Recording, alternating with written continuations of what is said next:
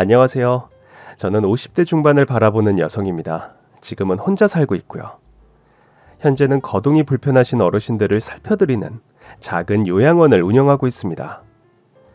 어르신들을 뵐 때마다 저도 참 저분처럼 늙어가면 좋겠다. 이런 생각을 참 많이 하게 됩니다. 어르신들이 살아오신 이야기를 듣고 있으면 제 나이 때 참 고생도 많이 하신 이야기, 자식 이야기, 시댁 이야기, 모두 꼭 제 이야기 같아서 공감도 많이 되고 그분들의 삶을 제가 조금이나마 토닥여 드릴 수 있는 그런 사람이 되고 싶었습니다. 사실 전 어렸을 때 일찍 부모님을 여의고 어머니, 아버지라고 부를 수 있는 사람이 시어르신들밖에 없었습니다. 그런데 어르신들이 하는 이야기를 들어보면 늘 후회와 한탄을 많이 하십니다. 내가 못나서 자식한테 뭐 하나 제대로 물려준 게 없고 아픈 몸만 남았다고. 어르신들은 자식에게 미안한 마음뿐입니다. 부모라면 죽기 전에 자식에게 무엇 하나라도 남겨주고 싶은 마음이 부모 마음입니다. 하지만 자식들은 이런 부모 마음 같지가 않더라고요. 부모님이 능력이 안 돼서 남겨준 재산 없이 그렇게 훌쩍 떠나버리면 부모를 원망하기도 하더라고요. 다 그렇다는 건 아니지만 그런 유산을 줄 수 없는 부모들의 마음과 심정은 오죽하겠습니까? 뉴스에서 보면 유산 상속 때문에 형제들끼리 싸움을 하거나 부모 유산을 노리고 천륜을 끊는 극악무도한 짓을 하는 철없는 자식들을 보면 참 안타까운 마음뿐입니다. 전 그런 사건들을 보면서 생각했죠. 도대체 진정한 유산이라는 게 무엇인지 하고 말이죠. 수백, 수천억을 물려줘야 좋은 부모가 되는 건지, 아니면 물질적인 것이 아니라 자식의 마음속에 평생 잊혀지지 않는 좋은 추억을 남겨주는 게 좋은 부모인 건지, 뭐가 맞는지는 아마 여러분이 판단하실 거라 생각됩니다. 저 또한 부모님께 유산을 받았습니다. 그런데 제가 받은 유산은 참 눈물 없이는 드릴 수 없는 특별한 유산입니다. 금수저는커녕 흙수저도 물고 나오지 못한 고아를 걷어주시고 죽기 전까지 제 손을 놓지 않으셨던 저희 시어머니. 지금도 생각해보면 제가 시어머니와 고부관계가 아닌 딸과 엄마로 만났더라면 더 좋았을 거라 생각합니다. 제게 마지막까지 사랑을 주려고 하셨던 시어머니의 특별한 유산, 그 이야기를 지금 여러분께 들려드리겠습니다. 어렸을 때 전 아버지를 일찍 여의고 어머니는 생활고를 견디지 못해 저희 삼남매를 버리고 말 한마디 없이 훌쩍 떠나셨습니다. 그런 저희들을 보살펴준 건 할머니셨고, 할머니는 온갖 힘든 일을 다 하시면서 저희 손주 셋을 키우셨습니다. 할머니, 오늘도 시장 나가요? 이번에 말린 시래기가 아주 실해가지고 오늘 하루 더 나가보려고. 일주일 내내 일 안 하기로 약속해놓고선 하루는 쉰다고 했잖아요. 아이고, 이거사. 내가 다 너네 먹여 살리려고 이러는 거지. 할미가 무슨 재미로 일을 나가냐? 난 그래도 할머니가 맨날 시장 나가서 찬바닥에 앉아 나물 파는 거 싫어요. 직업이 기천 없다. 난 내 손주들 입에 맛있는 거 들어가면 에휴, 그까지 찬바닥이 뭐가 대수라고 불구덩이라도 들어갈 수 있어. 할미 마음이 그런 거야. 너네 잘 먹고 잘 입히고 공부도 시키는 게 이 할미가 해야 할 일이야. 너도 나중에 자식 낳아서 키워봐라. 부모 사랑도 중요하지만 이 내리 사랑이라는 게 또 달라. 자식 사랑도 사랑이지만 손주 사랑은 더 깊어. 그러니 할미는 너희들 생각하면 하나도 힘 안 드니까 건강하게 잘 크기만 하면 그게 할미한테 효도하는 거야. 할머니는 엄마 아빠의 빈자리가 느껴지지 않도록 저희를 온 마음을 다해 사랑해 주셨고 바른 길로 걸어갈 수 있게 인도해 주셨습니다. 할머니도 점점 나이가 드셨고 오빠는 고등학교를 졸업하자마자 서울로 취직을 했고 언니는 착한 형부를 만나 20살이란 어린 나이에 아이를 낳고 넉넉하진 않지만 행복한 결혼 생활을 하고 있었죠. 저 또한 고등학교를 졸업하자마자 공장에 취직을 했고 저희 삼남매는 자기 자리에서 최선을 다하며 살아가고 있었습니다. 할 수 있는 일을 열심히 하면서 꿋꿋하게 살아가는 게 할머니께 효도하는 길이라 생각했기 때문입니다. 제 일터는 장갑 공장이었습니다. 제가 그렇게 학벌이 좋은 것도 아니고 인문계 고등학교를 나온 것도 아니라 제가 가질 수 있는 직업은 한계가 있었습니다. 하지만 전 이런 상황에서도 제가 할 수 있는 일을 찾으려 노력했고 이런 곳에 취업할 수 있다는 것만으로도 늘 감사하게 생각했죠. 그리고 직장에서 좋은 선배들을 만나 일도 참 재밌게 했답니다. 정순아, 이리 와. 네? 이리 와서 우리랑 같이 고구마 먹어. 감사해요. 오늘은 제가 간식 당번인데 아침에 깜빡했어요. 당번 그런 게 어딨어. 그냥 맛있는 거 있으면 나눠 먹는 거지. 감사합니다. 잘 먹을게요. 참, 그 소식 들었어? 우리 공장 엄청 큰 회사에 팔려간대. 그러면 우리 일자리는 어떻게 되는 거야? 우리 잘리는 거야? 사장이라는 사람이 여기서 일하는 직원들 그대로 같이 가겠다고 말했대. 장갑 공장이 그래도 잘 돌아가니까. 그분 참 대단하신 것 같아요. 보통은 다른 공장 인수하면 정리해고 들어가는데. 야, 그래도 우리 공장 매출은 좋잖아. 그 사람이 하는 사업에 비하면 세 발에 피겠지만. 그래도 참 좋으신 분 같아요. 그래, 우리 밥줄 안 끊어진 게 어디야. 안 쫓아보낸 것만 해도 감사하게 생각해야지. 우리가 그 사람 볼 일은 없겠지만. 전 저희 공장이 큰 회사가 인수했다는 소식을 들었고 어디에 인수되던 간에 전 제 직장을 잃지 않고 다닐 수 있다는 것에 아주 감사했습니다. 그러던 어느 날 공장이 큰 회사로 인수되고 새 공장장님이 새로 오시게 됐습니다. 자, 주목. 오늘 공장장님 새로 부임하셨습니다. 다들 인사하시고 환영의 박수 한번 칩시다. 어서오세요. 반갑습니다. 안녕하세요. 저는 이번에 새로 부임한 공장장입니다. 잘 부탁드리고 상하 구분 없이 그냥 같은 동료라 생각하시고 많이 가르쳐 주십시오. 감사합니다. 새로운 공장장은 외모도 굉장히 훤칠했고 말하는 것도 자신감 넘쳐 보이는 사람 같았습니다. 전 그 사람을 보면서 생각했죠. 저 사람의 아내 되는 사람은 참 행복하겠다. 이런 생각이 문득 들었습니다. 큰 회사가 저희 회사를 인수하고 나서 직원들의 작업량은 더 많이 늘어났습니다. 소위 말해 더 바빠졌다는 얘기죠. 그래서 전에 없던 야근도 많이 했고 야근을 하면 야근 수당이 나오니까 전 오히려 좋다는 생각을 했습니다. 할머니도 많이 연세가 드셨고 그리고 여기저기 아프시기도 하셔서 병원 치료라도 제대로 받기 위해선 제가 더 열심히 돈을 벌어야겠다고 생각했습니다. 더 많은 돈을 벌기 위해 자진해서 야근을 하기도 했죠. 하루는 야근을 하고 있는데 그날따라 야근하는 사람도 없었고 그 넓은 공장에 저 혼자 있게 됐습니다. 제 일은 다 했지만 박스 포장을 다 해놓고 가면 아무래도 다음날 일하시는 분들이 더 편하실 것 같아서 이왕 남아서 일하는 거 박스 포장도 마무리 해놓고 가야겠다는 생각이 들었었죠. 그렇게 한참을 박스 포장을 하고 있는데 누군가 달달한 커피 냄새를 풍기며 제게 다가왔습니다. 뭐 하고 있어요? 공장장님, 아직 퇴근 안 하셨어요? 나도 아직 좀 볼 게 있어서요. 근데 멀리서 정순 씨가 보이더라고요. 혼자 커피 마실까 하다가 같이 마시면 좋겠다 싶어서. 고맙습니다. 정순 씨 혹시 밥 먹었어요? 저요? 저 집에 가서 할머니랑 먹으려고요. 지금 배고플 시간인데. 괜찮아요. 저기 내가 빵이랑 몇 가지 좀 가져왔는데 그거라도 잠깐 같이 먹을래요? 정말 괜찮은데.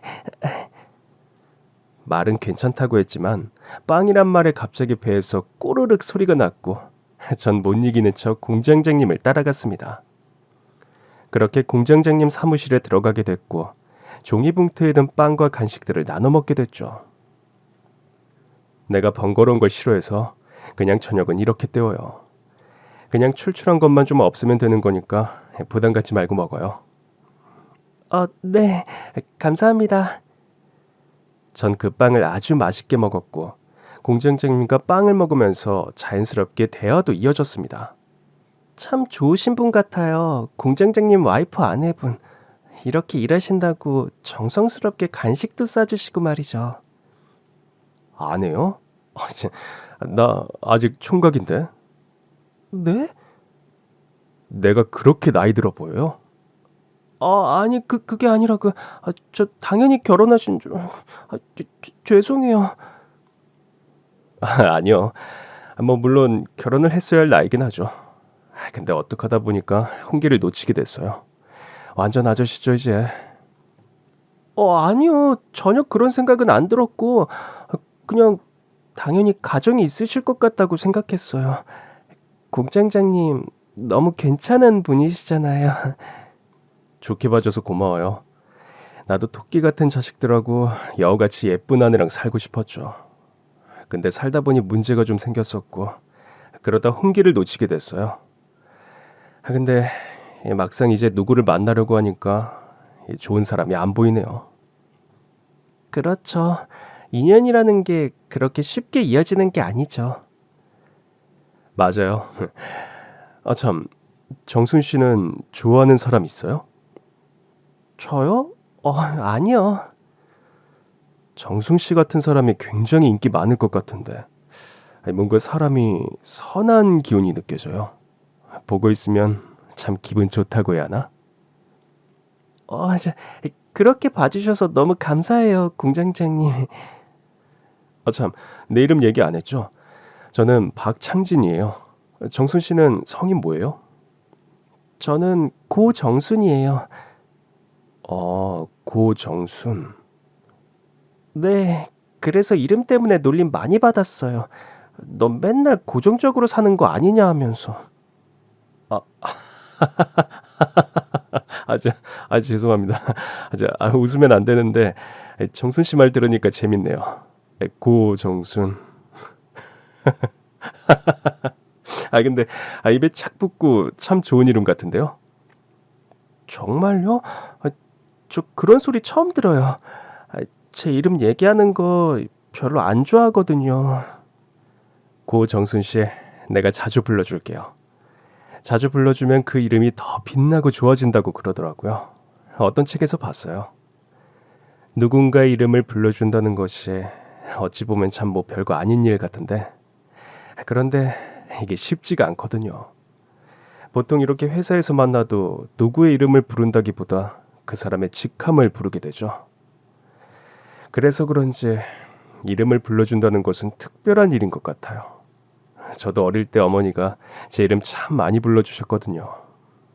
그런데 크면서 서로 생각의 차이가 있다 보니 어머니가 다정하게 창진아 하고 이야기하는 걸 들어본 지가 꽤 된 것 같아요. 그러셨군요.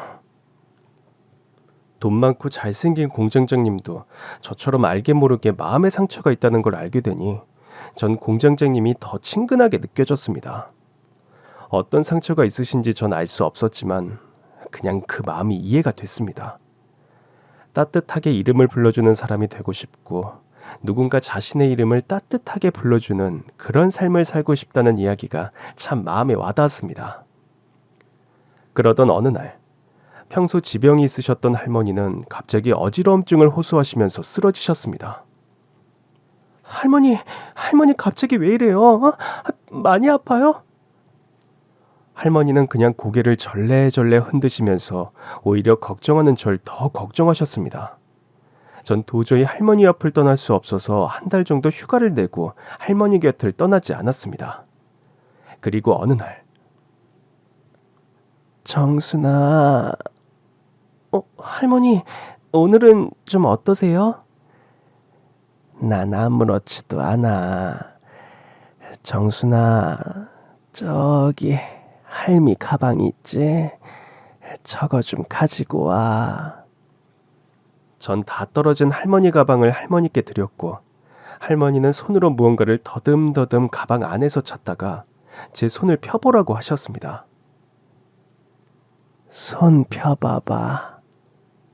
손이요?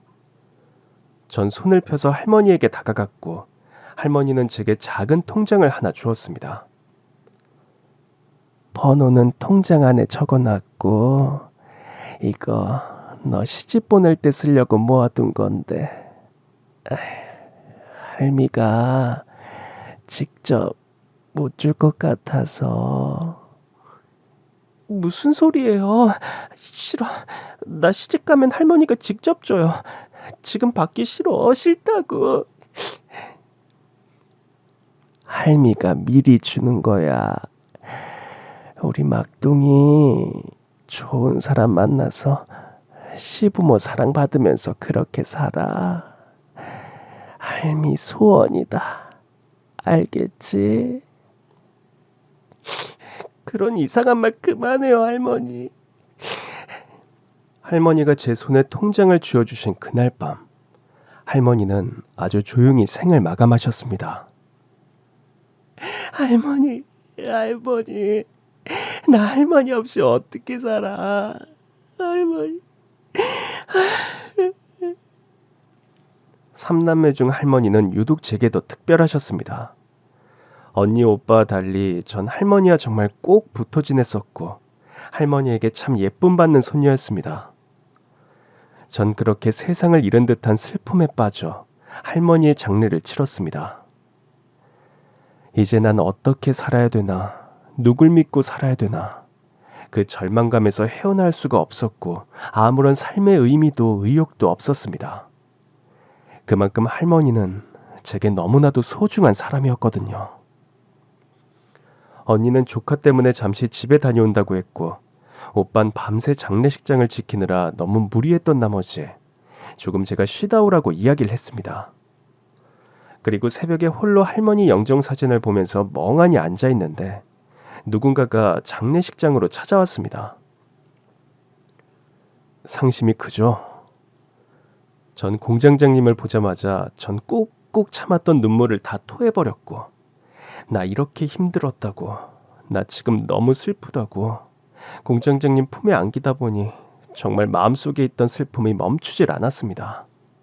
이런 제 모습에 놀라실 수도 있었을 텐데 공장장님은 그런 절 다독여 주셨습니다. 정순 씨 참 나쁘다. 네? 정순 씨 나쁘다고. 왜 자꾸 날 신경 쓰이게 만들지?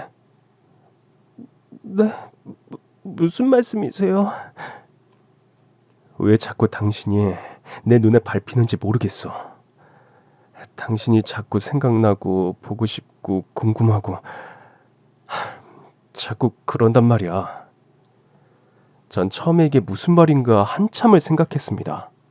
하지만 공장장님의 마지막 말이 제 마음을 심쿵하게 만들었습니다. 이제 나한테 기대어. 응? 내가 정순 씨 지켜줘야겠어. 그럴 사람 나밖에 없어. 그리고 내가 그러고 싶어. 그 말을 듣고 전 이게 꿈인가 생신가 싶었습니다. 그런 거 있잖아요. 감히 범접할 수 없는 누군가가 내 손을 잡고 내 눈을 마주치며 자신의 마음을 고백한다는 거. 이건 정말 기적 아닌가요? 그 어떤 위로보다 공장장님의 위로는 제게 큰 힘이 되었고 할머니가 돌아가신 이후 공장장님은 저와 정식으로 교제를 시작했습니다. 창진 오빠가 저에게 참 많은 힘이 됐어요. 힘이 많이 됐다니 다행이네. 앞으로는 나만 믿고 따라할 수 있겠어? 우리 이제 살아가는 사이잖아. 정순이 지켜줄 사람은 이제 나밖에 없다. 그거 알지? 전 그의 말이 너무 고마웠고 제게도 이제 저만 생각해주는 누군가가 있다는 사실에 매일매일이 행복했습니다. 그런데 전 공장장이었던 그의 실체를 우연히 알게 됐습니다. 얘들아, 완전 이건 빅뉴스야. 공장장이 글쎄 우리 회사 인수한 사장이래. 창진건설. 창진건설? 진짜 창진건설 사장이라고? 말도 안 돼. 창진건설이 유건그룹 회장 거잖아. 유건그룹 회장이 자기 아들한테 창진건설을 줬고, 그럼 공장장이 유건그룹 회장 아들이라고? 근데 왜 이런 장갑 공장에 공장장으로 온 거야? 일 배우려고 왔대. 사람 마인드가 참 괜찮지 않니? 그 사람 아직 총각이라던데? 와, 그런데 그렇게 잘난 사람이 왜 아직 결혼을 안 했대? 모르지 뭐. 눈이 하늘 끝까지 다 있겠지. 전 점심을 먹다 갑자기 체하는 줄 알았습니다. 공장장님이 우리 회사를 인수한 건설회사 사장이라니. 전 정말 믿을 수가 없었고 이걸 어떻게 확인해야 될지 정말 막막했습니다. 하지만 확인해야 할 건 확인하고 해야 할 것 같아서 공장장님을 만났습니다. 전 그냥 오르지도 못할 나무 쳐다보지도 말자는 심정으로 공장장님께 이 사실을 다 알게 됐다는 걸 말하고 이별을 고하려고 했습니다. 오빠, 아니, 공장장님, 왜 저한테 숨기셨어요? 미리 말 못해서 미안한데 그게 뭐가 중요해? 공장장님, 전 공장장님이 공장장님인 것만으로도 저한테 굉장히 과분한 분이라고 생각했어요. 그런데 저희 회사를 인수하신 사장님이란 사실을 알고 좀 많이 부담스러웠어요. 건설회사 사장님이랑 장갑공장 공순이가 어울리는 게 말이 돼요? 왜 그렇게 생각하는 거야? 저하고 공장장님은 사는 환경도 수준도 다르고요. 저 언니 오빠 전부 대학 문턱도 못 가보고 고등학교도 겨우 졸업했어요. 그런데 공장장님은 아니시잖아요. 그런 어려움 겪어보시지 않았잖아요. 물론 경제적인 어려움은 솔직히 한 번도 겪어본 적 없어. 하지만 다른 이유로 나도 힘든 시간을 보냈었어. 그래서 정순이 너한테 더 마음이 갔었던 거고.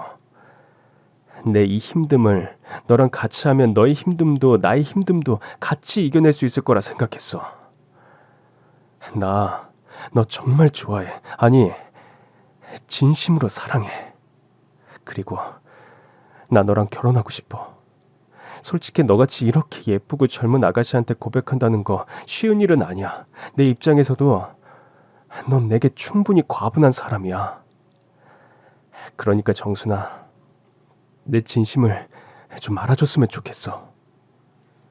처음엔 이건 말도 안 되는 사이라고 생각했습니다. 하지만 그를 보면 볼수록 전 더 그에게 빠져버렸고 공장장님이든 사장이든 아니든 그냥 그날은 박창진, 내 마음을 알아주는 한 남자로 보였습니다. 우리는 그렇게 결혼을 약속했고 시부모님께 허락을 받기 위해 시댁을 찾아갔습니다. 저 너무 떨려요. 아유, 안 잡아먹어. 그냥 내 뒤에 서 있기만 해. 내가 다 이야기할게. 전 정말 그의 말만 믿고 시댁으로 들어갔습니다. 그런데 집부터 저를 압도하기 시작했습니다. 화려한 샹들리에에 앉아있기도 아까울 소파와 화려한 인테리어. 이런 집은 잡지에서나 봤지 실제로 본 건 처음이었습니다. 결국 데리고 왔구나. 엄마, 저 이 사람 아니면 안 돼요. 저 물건, 저건 내 눈앞에서 당장 치워. 시어머니와의 첫 만남에서 전 인사도 드리지 못한 채 저 물건이라고 그 자리에서 모욕을 당했습니다. 이봐, 지금 여기가 어디라고 우리 창진이를 따라와? 혹시 돈 필요해? 어린 나이에 앞세워서 우리 창진이 꼬셨구만. 돈 너가 원하는 대로 줄 테니까 좋은 말 할 때 꺼져. 저기 어머님, 저 돈 같은 거 바라지 않습니다. 저 오빠 정말로 많이 사랑합니다. 야, 지금 너 때문에 내 교양이 지금 한계에 다다랐어. 너 우리 집이 어떤 집안인 줄 알아? 나 서신대 대학 총장이야. 그리고 우리 회장님 말 안 해도 알지? 창진이 형수, 형들 다 의사 변호사 출신이야. 그런데 공장에서 일하다가 어디서 굴러와서 감히 얼굴을 들이밀긴. 내가 설마 했는데 양심이 있으면 우리 창진이를 따라하면 안 되는 거 아니야? 이건 뭐 없는 것 투성이네. 돈도 없어, 학벌도 없어, 염치도 없고. 이 사람 아니면 저 그때처럼 정말 또 사라질 겁니다. 어머, 너 지금 엄마 협박하니? 지긋지긋해요. 우리 집이 뭐가 그리 잘났어요? 돈 많이 버는 거 그게 영원할 것 같아요? 제가 왜 아버지 회사 안 들어가고 제 회사를 직접 차렸는지 잘 아시잖아요. 유건구로 그 속물 같은 곳에서 벗어나고 싶어요. 저도 아버지 어머니 밑에 있다간 똑같은 속물이 될 것 같다고요. 그랬습니다. 그는 아버지의 경영 수업을 받다가 돈밖에 모르는 회사의 구조에 진절머리가 났고 결국 10여 년 가까이 혼자서 자신의 회사를 만들어 다시 한국으로 돌아온 것이었습니다. 그도 3남매였고 그의 아버지는 3남매 중 그를 가장 많이 신뢰했고 꼭 후계자로 키우고 싶어 했습니다. 결혼만 시켜주시면 아버지가 하라는 대로 다 할게요. 아니 당신 아니죠? 저딴 물건 우리 집에 드릴 생각 아니죠? 대신 건설회사 정리하고 당장 회사로 들어와야 한다. 알겠어? 네 아버지. 저 정순이랑 살 수 있다면 뭐든 다 할 수 있어요. 아유 머리야.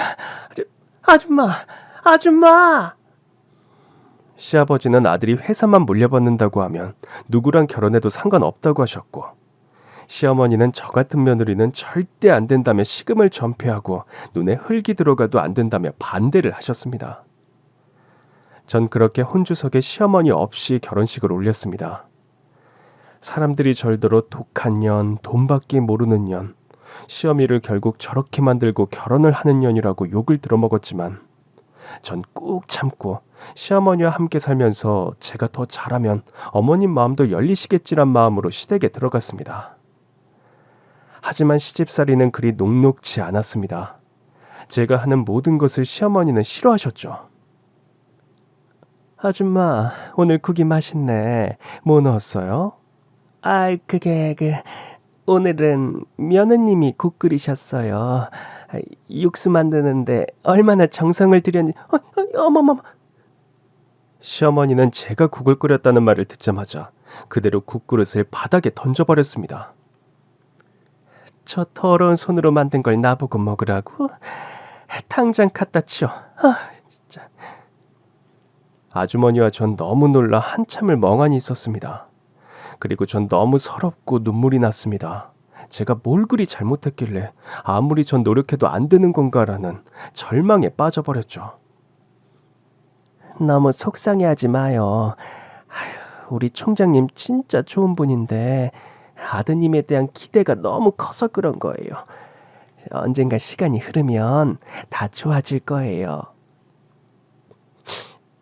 이 집에서 제 마음 알아주시는 건 이모님밖에 없는 것 같아요.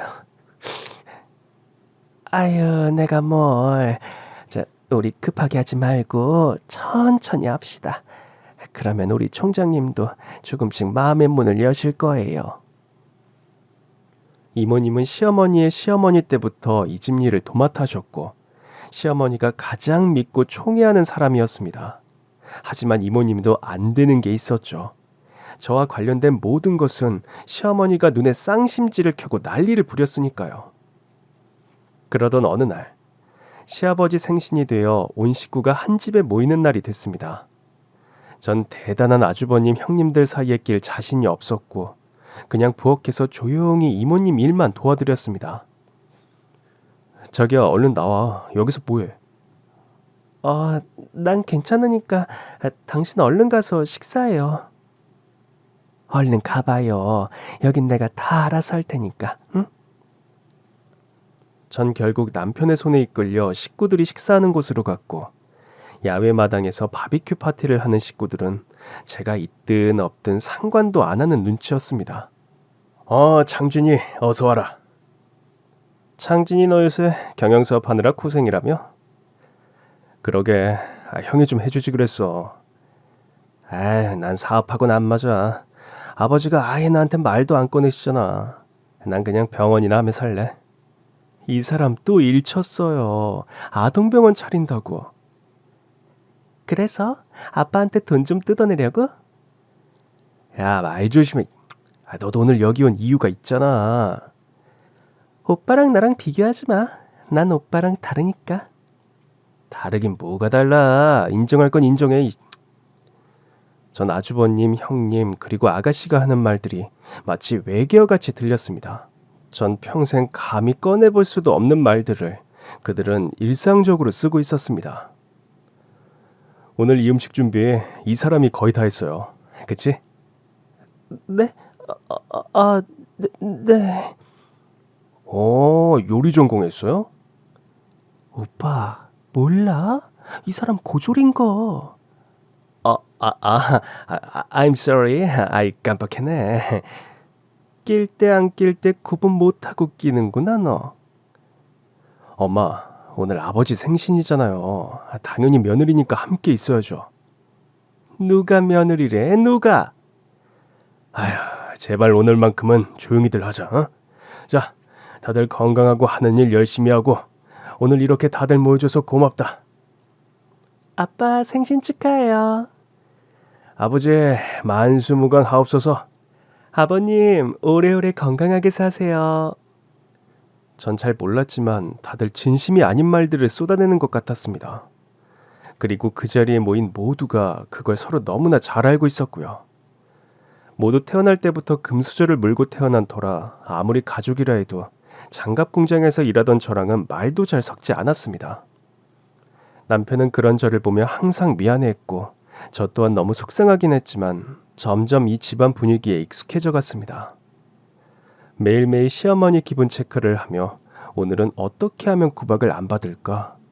아침마다 생각하고 또 생각하며 시어머니가 계신 1층으로 내려갔죠.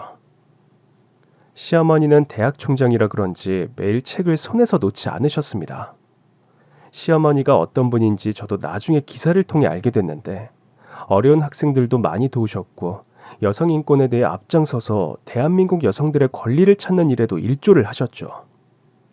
그런데 며느리한테는 그 어떤 동정도 권리도 찾아주질 않으셨습니다. 그냥 정 막내 아들이 아버지 회사를 물려받기 위해 어쩔 수 없이 데려온 사람이라고 생각하셨죠. 아주머니, 아주머니.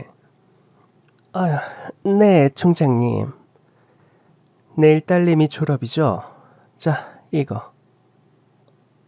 아니, 저번에 아들 졸업 때도 너무 과분하게 주셨는데, 과분하긴. 아줌마랑 나랑 몇 년이야. 나 이 집에서 믿을 사람 아줌마밖에 없어요. 감사합니다, 총장님. 아줌마가 있어서 내가 이렇게 일을 할 수 있는 거고, 회장님 등살에도 내가 견뎌내는 거지. 무슨 말씀을요. 총장님이 얼마나 훌륭하신 분인데. 그래봤자 유건그룹 회장 마누라일 뿐이지. 여튼 딸내미랑 좋은 시간 보내고 와요. 그날은 일일 도우미 쓰던지 할 테니까. 저기 총장님, 작은 사모님 계신데 굳이 그러실 필요가. 아주머니, 난 제가 너무 싫어요. 그러니까 제 앞에서 저 물건 이야기 절대 꺼내지 마세요. 알겠어요? 시어머니는 그렇게 총애하는 이모님이지만 이모님이 제 편을 조금이라도 들려고 하면 아예 얼굴이 싹 바뀌셨습니다. 전 그런 이모님을 보면 늘 죄송했습니다. 어머님도 아까 말씀하셨지만 저도 이모님 안 계셨으면 이 집에서 못 살았을 것 같아요. 무슨 소리예요? 내가 천천히 하자고 했죠? 분명히 총장님이 우리 작은 사모님 마음 알아주는 날이 올 거예요. 전 사실 그런 날은 절대 오지 않으리라 믿었습니다. 정말 하늘이 두 쪽 나도 그런 일은 절대 없다고 말이죠. 하지만 사람 인생은 모르는 일이라고 그렇게 잘 나가던 시댁에 어둠의 그림자가 드리워졌습니다. 뭐라고요? 그게 무슨 말이야? 이번에 정부에서 아주 회장님을 정조준한 것 같습니다. 유건그룹 부정부패 온선이라고. 우리 회장님이, 아니, 왜 우리 회장님이? 워낙 강직하셔서 그게 화근이 된 것 같습니다. 지금 회장님 어딨어? 어딨냐고? 좀 전에 검찰 조사 들어가셨습니다. 뭐요? 아줌마. 네, 총장님. 빨리 박변한테 전화해. 빨리요. 시아버지는 정권이 바뀌고 난 뒤 정부에게 미운털이 박혔고 그걸로 인해 하루아침에 최고의 사업가에서 부정부패를 저지르는 사람으로 낙인 찍혀버렸습니다. 이 소식을 듣고 모든 식구들은 집으로 소집됐고 이 사태를 해결해야 한다며 안간힘을 쓰려고 했습니다. 하지만 알아봤어? 아예 씨알도 안 먹혀. 내 인맥 총동원에도 비집고 들어갈 구멍이 없어. 아휴, 이를 어쩌니. 엄마, 이런 상황이 좀 그런데 아직 엄마 챙겨놓은 건 좀 있죠? 뭐? 아니, 그 많은 재산 다 아버지 앞으로 해둔 건 아니죠? 형, 말을 왜 그렇게 해? 지금 그게 중요해? 아, 이놈도 진짜 답답하네. 야, 아버지 지금 그대로 구치소행이야. 실형받아도 1년도 안 살고 나오실 거라고. 그때를 대비해서 뒤로 빼돌려 놔야지. 여튼 진짜 넌 세상 보는 눈이 아직도 글렀어. 오빠 말이 맞지. 엄마, 이제 까놓고 이야기해봐. 시어머니는 그 말을 한참 듣고 계시더니 얼굴이 붉어질 대로 붉어져 겨우 한마디를 하셨습니다. 나가. 나가라고. 엄마 화났어요? 엄마도 챙길 건 챙겨야죠. 나가라고 했잖아. 시어머니는 정말 불같이 화를 내시면서 아들, 딸을 그렇게 내쫓으셨고 어머님은 그날 밤 아버님이 오실 거라며 거실에서 미동도 하지 않은 채 소파에 앉아 밤을 새셨습니다. 전 그런 어머님을 보면 너무 안쓰러웠고 어떻게 위로해드리면 될지 생각했습니다. 저기 이모님. 왜요?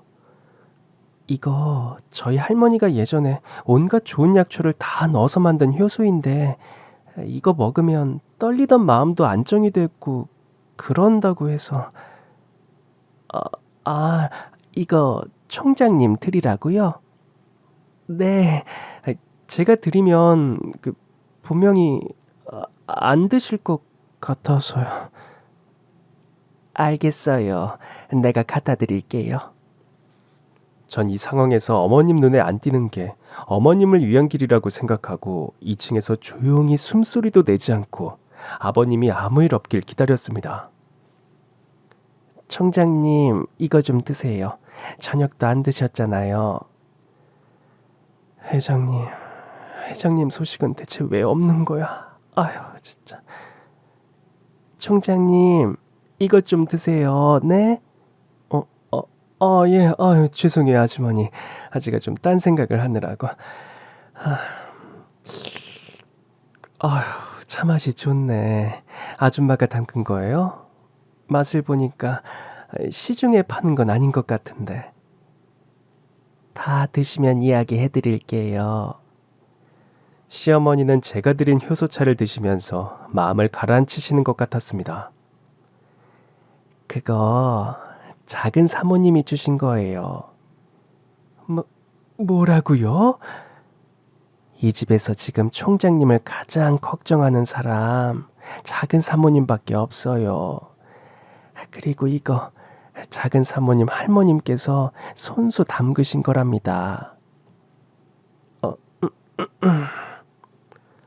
어려울 때 누가 진짜 날 아끼고 사랑하는지 안다잖아요. 제가 봤을 땐 지금은 작은 사모님이 가장 총장님을 걱정하고 있어요.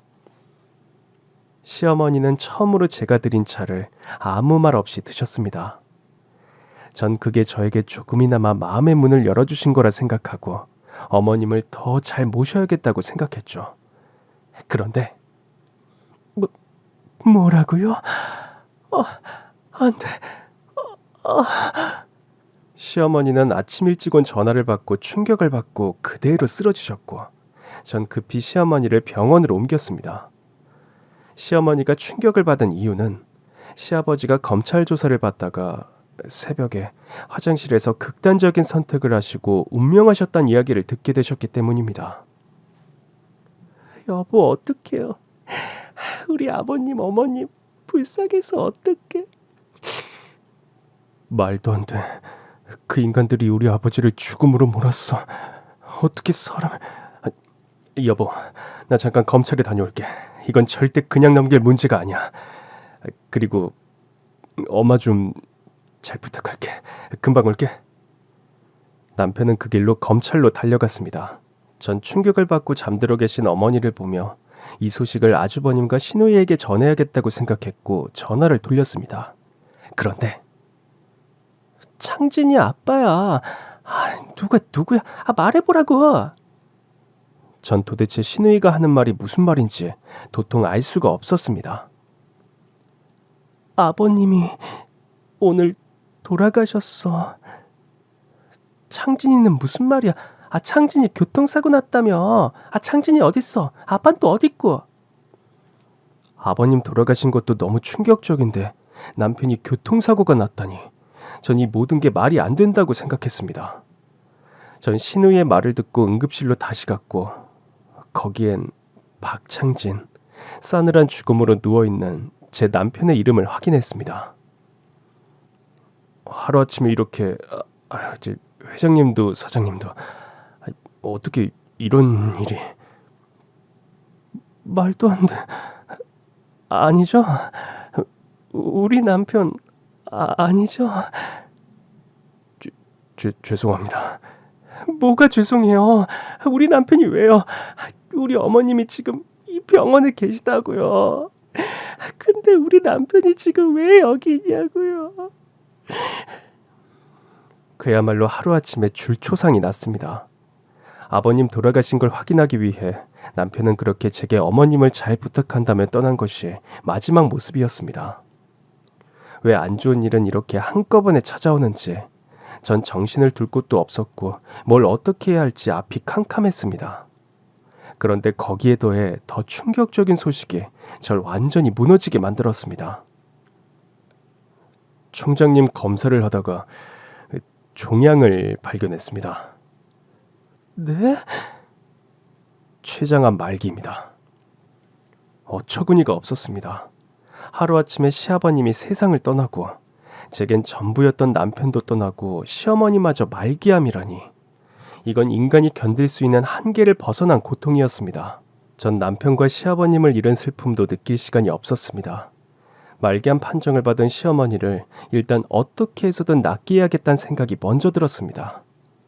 아버님과 남편 소식을 듣고 아주버님과 시누이 그리고 형님이 모두 병원으로 모였고 전 처음으로 식구들에게 부탁을 했습니다.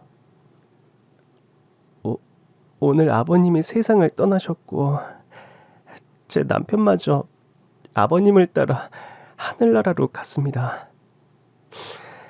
지금 심정은 죽을 것 같은 고통이라고밖에 말씀을 드릴 수가 없네요. 그런데 어머님마저 오늘 말기암 판정을 받으셨습니다. 췌장암이신데 치료를 잘 받으시면 1년 정도 사실 수 있다고 합니다.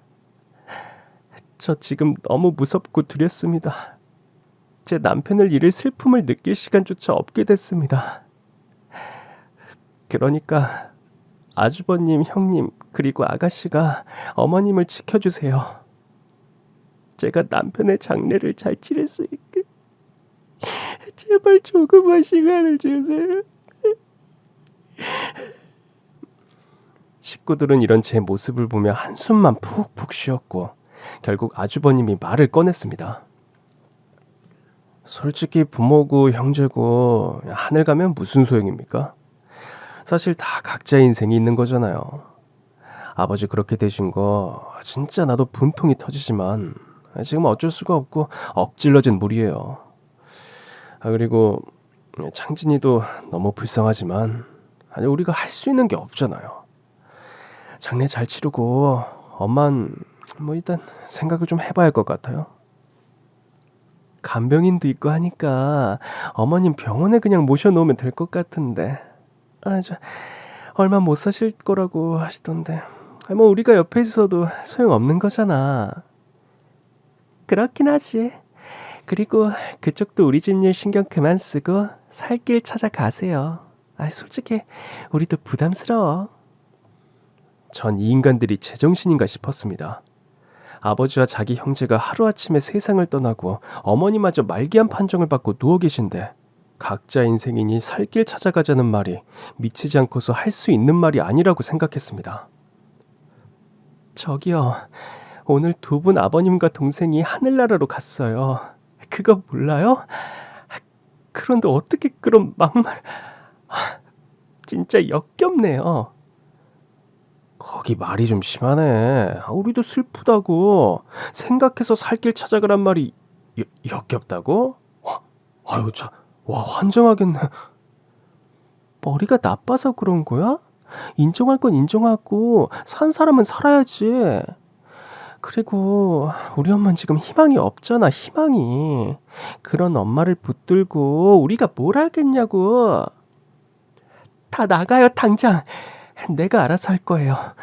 아버님 그리고 우리 남편 장례식장에 오기만 해봐요. 내가 아주 그냥 다 줄초상 나게 해줄 테니까. 더러운 것들. 전 진짜 속에 있는 말을 거침없이 해버리고 어머님 병실로 향하려는데 어머님은 이미 저희가 로비에서 하는 말을 벌써부터 다 지켜보고 계셨던 겁니다. 어머님. 엄마. 엄마. 아버지도 창진이도 너희들 없이 장례 치를 거다.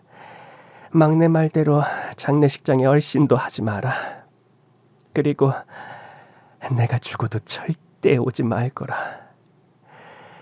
너희들은 이제 내 자식이 아니다. 부모가 돈도 없고 병드니 쓰레기처럼 버리려는구나. 내가 어쩌다가 너희 같은 괴물을 키웠는지 모르겠다. 그냥 다 내 죄다.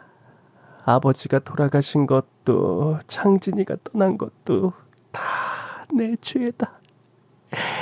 너희 같은 것들을 형제라고 자식이라고 생각한 게 진짜 내 모든 것을 바쳐서라도 너희들은 내 새끼 아니라고 돌려놓고 싶다. 가거라. 니들 인생 니들 말대로 니들이 알아서 살아. 난 이제 너희 부모 노릇하는 거 이 시간 이후로 끝이다. 이 호로 자식 같은 것들아. 어머님은 엄청 단호하고 강건한 어조로 말씀하셨고 어머님의 카리스마에 아주버님과 시누이는 아무 말도 못하고 병원을 나가버렸습니다. 그리고 어머님은 제게 말씀하셨습니다.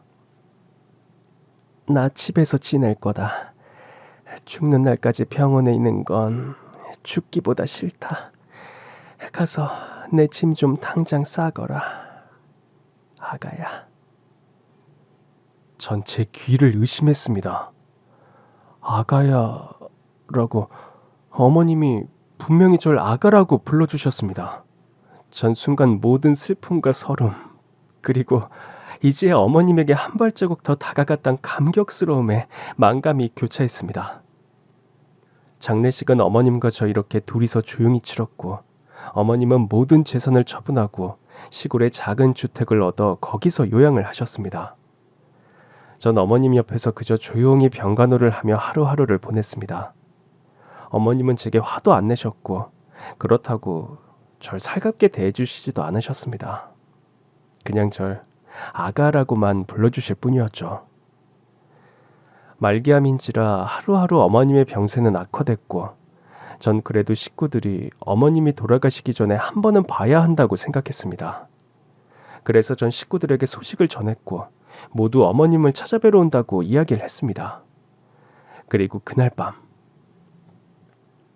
아가, 어머님 뭐 필요하신 거 있으세요? 아니, 그럼 물 좀 드릴까요? 아니. 어머님은 절 한참 보시더니 제 얼굴을 만지셨습니다. 내가 진짜 자식을 앞에 두고 몰랐었구나. 내가 내 뱃속으로 널 낳진 않았지만 지금 같아선 네가 내 자식이었으면 얼마나 좋았을까 그런 생각이 드는구나. 아가, 정순아, 내가 그동안 정말 미안했다. 내 욕심이 널 아프게 했고 내 이기심이 너의 그 고운 마음을 가리게 했구나. 넌 창진이가 내게 준 선물이다. 너무나 소중한 선물. 아가 너무 고맙고 너무 미안했다. 내게 시간이 조금만 더 있었더라면 널 아끼고 사랑해줬을 텐데. 그게 너무너무 후회가 되는구나. 어머님 울지 마세요. 저랑 평생 오래오래 살 거예요, 네? 제가 그렇게 해드릴게요. 그럴 수만 있다면 내가 뭐든지 다 할 텐데. 미안하다, 아가. 정말 미안해. 그날 밤 시어머니와 전 서로를 얼마나 생각하는지 마음을 알게 됐습니다. 그리고 전 어머님의 진심을 듣고선 어머님을 떠나보낼 수 없다고 하늘에 간절하게 기도했습니다. 제발 1년만 더, 제발 한 달만 더 어머님과 함께 있게 해달라고 말이죠. 그리고 다음날 어머님은 인공호흡기에 의존을 하실 정도로 병세가 악화됐고 아주버님과 시누이는 어머님의 인종을 보기 위해 1년 만에 어머님을 찾아왔습니다. 우리 엄마 어떻게 된 거야? 엄마. 자식이 의사면 뭐해. 내 부모도 못 지키는. 엄마, 우리한테 마지막으로 하실 말씀 없어요? 그래, 엄마. 마지막으로 우리한테 하고 싶은 말 있으면 다 해봐. 어머님은 아주버님과 시누이를 보더니 고개를 절레절레 흔드셨고 저더러 오라고 손짓하셨습니다. 그리고 어머님은 제 얼굴을 가까이 대라고 손짓하셨죠. 아가야, 압구정동 12번지. 압구정동 12번지 거기로 가라. 알겠지? 엄마, 뭐라는 거야? 어딜 가라는 거야? 아가, 꼭 절대 너만 가야 돼. 너만. 그렇게 어머님은 제게 알 수 없는 주소를 남기시고 숨을 거두셨습니다. 어머님은 식구들이 장례식장에 오는 걸 한사코 반대하셨지만 전 그래도 자식들이 지켜보는 가운데서 편안히 하늘로 가셨으면 하는 바람에 식구들과 함께 장례를 치렀습니다. 그리고 전 어머님이 알려주신 주소를 찾아갔습니다. 혹시나 어머님 유품이 가르쳐주신 장소에 있을지도 모른다는 생각에 꼭 찾아가야만 했습니다. 그런데 어머님이 알려주신 주소는 서울 한가운데 있는 높은 빌딩이었습니다. 전 이곳이 맞나 2번, 3번 확인했지만 어머님이 말씀하신 그 주소가 분명히 맞았습니다. 그리고 제일 꼭대기층 사무실로 올라갔습니다. 그런데 거기엔 저희 집 일을 봐주시던, 절 무척이나 아껴주시던 이모님이 계셨습니다. 더 늦게 오길 바랬는데 총장님이 이렇게 빨리 가실 줄은. 아이고. 전 이모님을 끌어안고 펑펑 울었습니다. 진정으로 어머님이 떠난 것에 대해 슬픔을 느끼는 유일한 분이라고 생각했거든요. 작은 사모님, 이거 받으세요. 총장님이 꼭 전해주라 하셨어요. 네? 이게 뭔가요? 열어보시면 알아요. 전 봉투를 하나 받았고 거기엔 한 장의 편지와 건물 증여 계약서가 들어있었습니다. 건물은 시가 1,000억이 넘는 건물이었고 이 건물의 주인은 고정순. 제 이름이 적혀 있었습니다. 전 너무 놀라 할 말을 잃었고 어머님이 남기신 것 같은 편지를 읽게 되었습니다. 아가, 내가 너한테 줄 게 이것밖에 없구나. 절대 식구들한테 알리지 말고 너 혼자만 알고 있어야 한다. 이 시애미의 마지막 부탁이라고 생각하고 꼭 지켜다오. 그리고 이 말은 꼭 하고 싶었다. 내 며느리가 돼줘서 정말 고마웠다. 전 편지를 읽자마자 그 자리에 앉아 펑펑 울었고 어머님이 떠나신 슬픔이 배가 돼 가슴이 찢어질 것 같았습니다. 그렇게 모진 시어머니가 제게 남긴 아름다운 유산. 전 어머님이 하늘로 떠나시기 마지막까지 절 생각하셨다는 것에 대해 너무 감사했고 미안했습니다. 그렇게 전 이 건물을 어머님을 생각하며 좋은 일에 써야겠다고 다짐했고 지금은 이렇게 시어머님과 같은 어르신들에게 편안한 보금자리를 드리며 살고 있답니다. 가끔 어르신들을 보면 전 눈물이 납니다. 살아계실 때 이 말을 어머님께 꼭 드리고 싶었거든요. 잠시나마 제 부모님이 돼주신 거 정말 잊지 않을게요. 어머님은 이 세상에서 유일한 제 어머니십니다. 사랑합니다, 어머님. 그럼 지금까지 제 긴 사연 들어주셔서 정말 감사합니다.